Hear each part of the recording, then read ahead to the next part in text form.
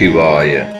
இறை அவதாரம் சுவாமிஜி தனது பக்தர் குருசாமி அவர்களுக்கு அருளிய வேதவாக்கு. தேதி 2/9/2006. கோவிலுக்கு வரும் பக்தன் என்னை மிகுந்த பக்தியுடனும் நம்பிக்கையுடனும் என்னை மனதில் நினைத்து வணங்குவான். ஆனால் பூசாரி நாம் இறைவன் பக்கத்திலேயே இருக்கின்றோம் என்ற எண்ணத்தில் என் சிந்தனை இல்லாமல் இருக்கலாம். நீயும் பூசாரி போல இருக்காதே.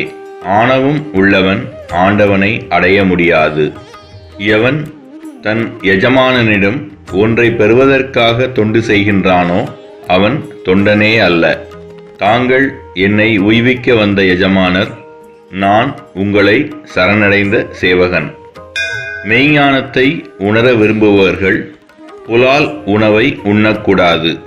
புலன்களை அடக்கி நல்ல சிந்தனைகளை தூண்டி நல்ல காரியங்களை செய்ய முயற்சி செய்பவர்கள் சாத்வீக உணவு, புலால் சேராத உணவையே உண்ண வேண்டும். ஓம் நம சிவாய.